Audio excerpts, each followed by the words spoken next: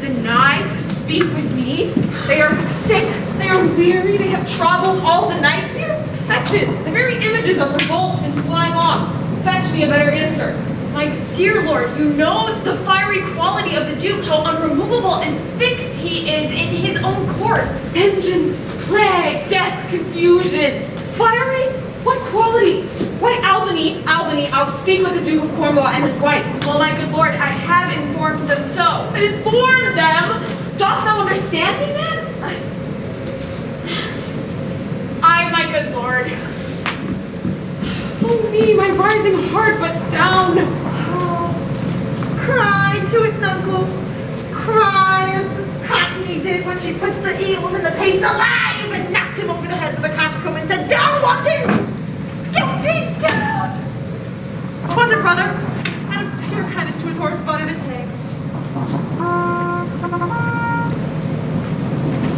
Good morrow to you both. Hail to your grace. I'm glad to see your highness. I think you are Regan. I know what reason I have to think so. If thou shouldst not be glad, would divorce me from thy mother's tube, sepulchring and adulteress. Oh, Regan, thy sister is not. Regan, she hath tied sharp-toothed unkindness like a vulture here. I can scarcely speak to thee. Thou wilt not believe with such depraved equality. Oh, Regan! I pray you, sir, take patience. I have hope. You must know how to value her desert than she to stand her duty. Say, how is that? I cannot think my sister in the least would fail her obligation. If, sir, perchance, she have restrained the rights of your followers, 'tis on such ground and to such wholesome end as clears her from all blame. My curse is on her! Sir, you are old. Nature in you stands on the very verge of her confine, and you should be ruled and led by some discretion that discerns your state better than you yourself. Therefore, I pray you, that to our sister you do make return, to say you have wronged her, sir. Ask her forgiveness? Never, Regan. She hath abated me of half my train, looked black on me, struck me with her tongue most serpent-like upon the very heart. All the vengeances of heaven fall on her ingrateful top. Strike her young bones, you kicking airs with lameness. Fie, sir, fie. You nimble lightnings dart your blinding flames into her scornful eyes. Infect her beauty, you fen-sucked clods, drawn by the powerful sun to fall and blast her pride. Good sir, to the purpose. I know it, my sister's. This approves her letter that she would soon be here. If you do love old men, if your sweet sway allow for obedience, if you yourselves are old, come down and take my place. Art thou not ashamed to look upon this beard? Oh, Regan, wilt thou take her by the hand? Why not by the hand, sir? How have I offended? Well, it's not offense that indiscretion finds, and dotage turns so. Besides, you are too tough. Will you yet hold? I pray you, father, being weak, seeing so. If till the expiration of your month you will return and sojourn with my sister, dismissing half your train, come then to me. But I am now from home, and out of that provision which shall be needful for your entertainment. Return with her? No. And 50 men dismissed? No! Why, rather let me wage war against the enmity of the air to become a comrade with the wolf and owl. Return with her? No. Why, the hot-blooded France who dowerless took our youngest born, I should be as well persuaded to kneel upon his throne and squire-like pension beg to keep base life afoot. Return with her? No. Why, rather persuade me to be a slave. At your choice, sir. I can be patient. I can go with Regan. I and my 100 knights. Not altogether so. I look not for you yet, nor am provided for your fit welcome. I pray you, sir, give ear to my sister. For those that mingle reason with your passion must be content to think you old and so.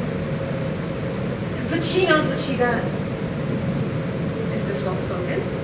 Why might not you, my lord, receive attendance from those that she calls servants, or from mine? I gave you all. In the good time you gave it. Made you my guardians, my depositaries, and made reservations with such a number to be followed. Must I come to you with 5 and 20, Regan? Said you so? And speak it again, my lord, no more with me. Yep, I'll go with thee. Thy 50 yet doth double her 5 and 20, and thou art twice for love. Hear me, my lord. What need you 5 and 20, 10 or 5, to follow in a house where twice so many have command to tend you? Reason not the need. Our most base beggars are in the poorest things superfluous. Allow not nature more than nature needs. Man's life art as poor as beasts. Thou art a lady.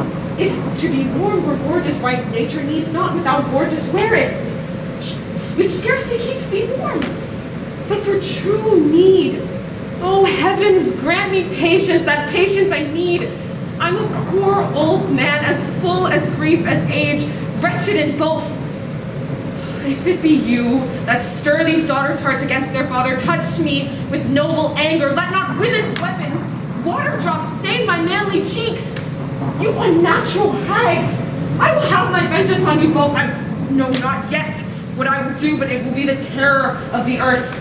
You think I'll weep. I'll not weep. I have full cause of weeping, but this heart shall break into 100,000 pieces ere I shall weep. Oh fool, I shall go mad. Let's retreat. It will be a storm. This house is little. The old man and his people cannot be well bestowed. It's his own blame to put himself from rest, and must needs taste his folly. For his particular, I'll receive him gladly, but not one follower. So my purpose. Oh, to willful men, the injuries that they themselves procure must be their schoolmasters. Shut up your doors. He is attended with desperate training, for what they may incense him to, being apt to have his ear abused, wisdom bids fear. Shut up your doors, my lord. 'Tis a wild night. My Regan counsels well. Get out of the storm.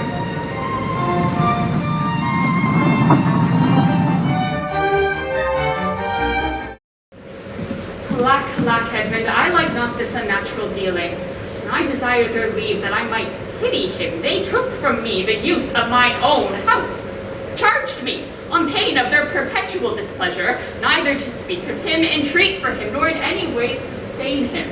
Most savage and unnatural. Go to say nothing. There's a division betwixt the dukes, and a worse matter than that. I have received a letter this night. 'Tis dangerous to be spoken. I have locked the letter in my closet.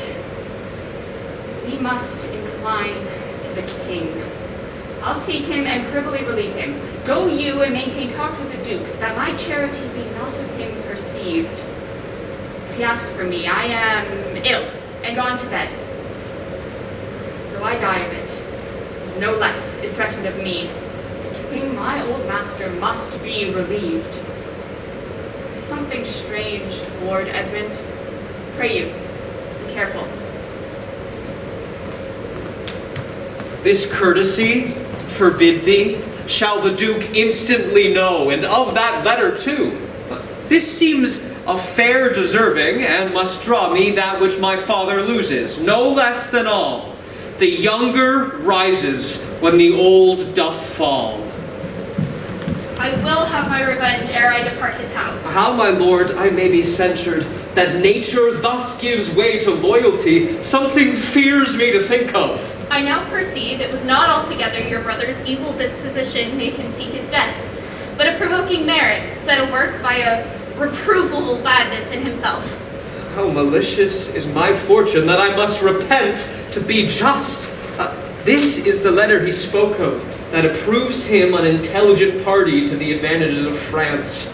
Oh heavens, that this treason were not, or I the detector. Go with me to the Duchess. If the matter of this paper be certain, you have mighty business in hand. True or false, it hath made the Earl of Gloucester. Seek out where thy father is, that he may be ready for our apprehension. If I find him comforting the king, it will stuff his suspicion more fully.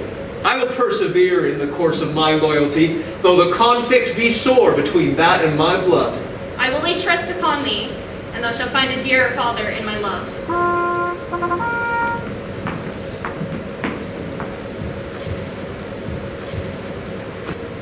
Post speedily to my lord your husband. Show him this letter. The army of France has landed. Seek out the villain Gloucester. Hang him instantly. Pluck out his ass. Leave him to my displeasure. Edmund, keep your sister company. The revenges we are bound to take against your father are not fit for your beholding. Advise the Duke where you are going to a most festive preparation. We are bound to the like. Our post shall be swift and intelligent betwixt us. Farewell, my dear sister. Farewell, my lord of Gloucester. How now? Where's the king? My lord of Gloucester hath conveyed him hence. Some 5 or 6 and 30 of his knights, hot questers after him, met him at gate, who, with some other of the lord's dependents, are gone with him towards Dover, where they boast to have well-armed friends. Get horses for your mistress. Farewell, sweet lord and sister. Edmund, farewell. Where art the traitor Gloucester? Pinion him like a thief, bring him before us. Though well we may not pass upon his life the form of justice, our power shall do a courtesy to our wrath, that men may blame but not control. Who's there? The traitor? Ingrateful fox, 'tis he. Bind fast his courtly arms. What means your graces? Good my friends, consider you are my guests. Do me no foul play, friends. Bind him, I say. Hard, oh filthy traitor. Unmerciful lady, I'm none. Bind him to this chair. Villain, thou shalt find.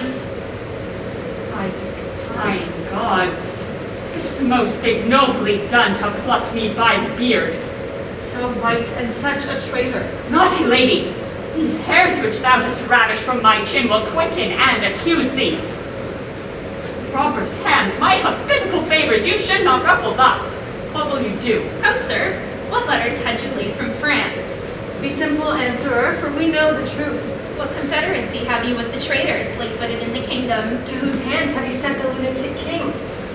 Speak. I have a letter guessingly set down that comes from one of a neutral heart, and not from one opposed. Cunning And false. Where hast thou sent the king? Dover. Wherefore to Dover? Was thou not charged at Paris? Wherefore to Dover? Let him first answer that. I am tied to the stake and must stand the course. Wherefore to Dover, sir?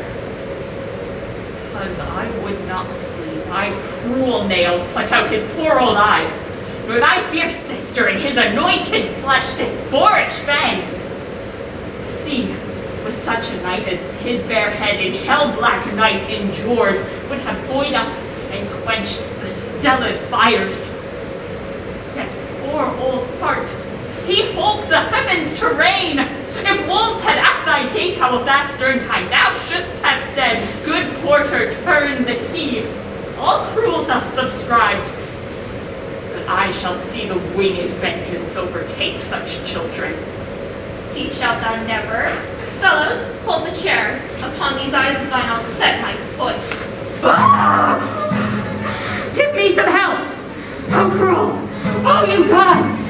One side will mock another, the other too. If you see vengeance, Hold your hand, my lord. I have served you ever since I was a child, but better service have I never done you than now to bid you hold. How now, you dog? If you did wear a beard upon your chin, I'd shake it on this quarrel. What do you mean? my villain. Nay, then come on and take the chance of anger. Give me thy sword. A peasant stand up thus? My lord, you have one eye left to see some mischief on him yet. Oh, lest it see more, prevent it. Out, vile jelly. Where is thy luster now? Oh, dark and comfortless. Where's my son Edmund? Edmund! Enkindle all the sparks of nature to quit this horrid act! Ouch, treacherous villain! Thou call'st on him that hates thee. It was he that made the overture of thy treason to us. Who's too great to pity thee? Oh, my follies. That Edgar was abused. My God, forgive me and prosper him. Go and thrust him out the gates. Let him smell his way to Dover. How's it, my lord? How look you? I have received a hurt.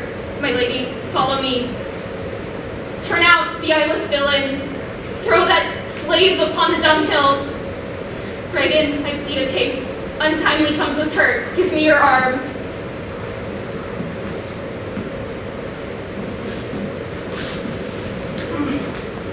I'll never care what wickedness I do, if this man come to good. If she live long and in the end meet the old course of death, women will all turn monsters. Let's follow the old earl and get the bedlam to lead him where he would. His roguish madness allows itself to anything. I'll fetch some flax and whites of eggs to apply to his bleeding face. Now, heaven help him.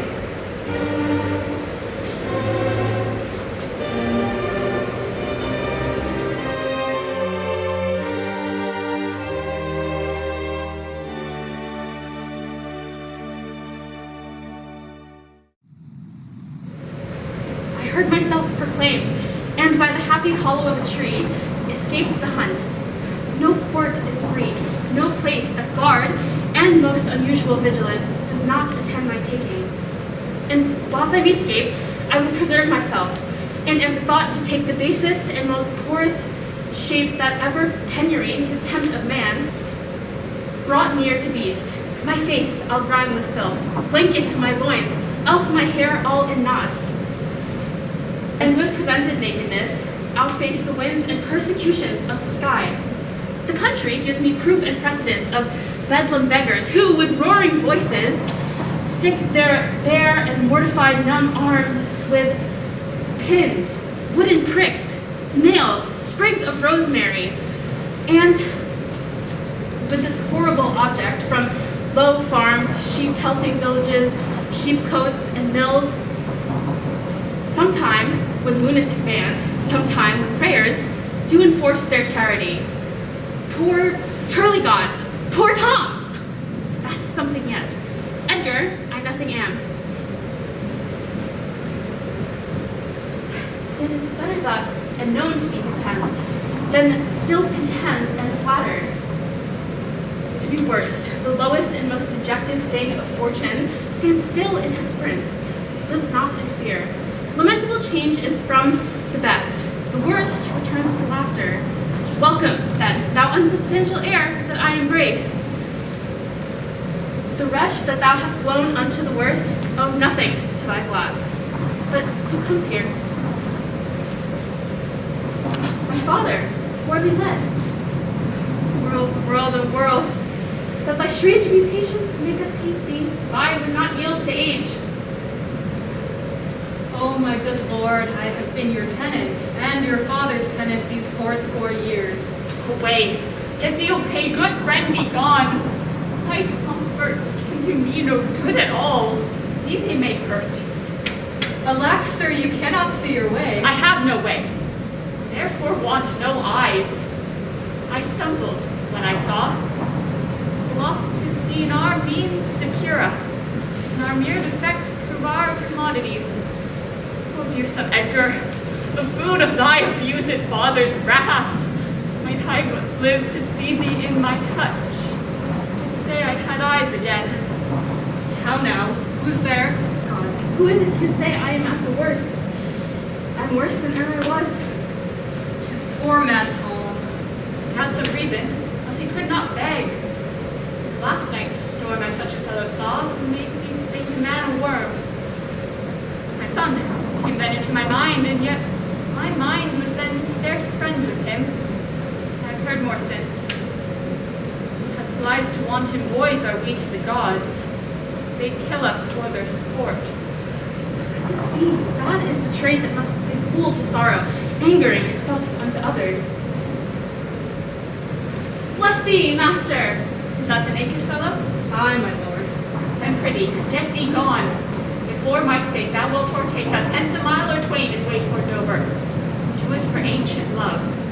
And bring some covering for this naked soul, while entreat to leave me. Alack, sir, he is mad. Tis the time's plague when madmen lead the blind. Do as I say, or rather do thy pleasure. Above the rest be gone. I'll bring him the best apparel that I have. Come on it what will. Sirrah, naked fellow. Poor Tom's old. I cannot daub it further. Come hither, fellow. And that I must. Bless thy sweet eyes, and lead. Knowst thou the way to Dover? Both style and gait, through horse path and foot path, and scared out of his good wits. Bless thy good man's son.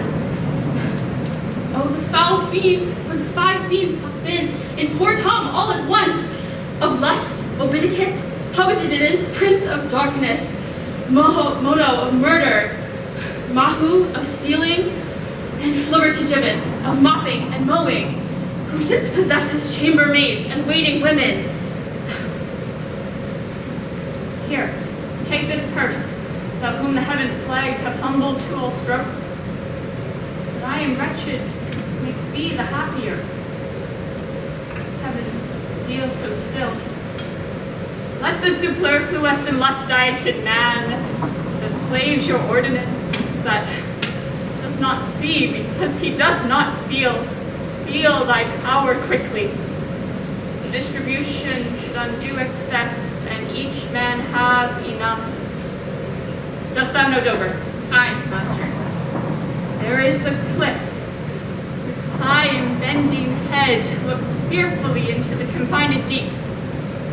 Bring me but to the very brim of it, and I'll repair the misery thou dost bear with something rich about me. From that place I shall no leading need. Okay, take my arm.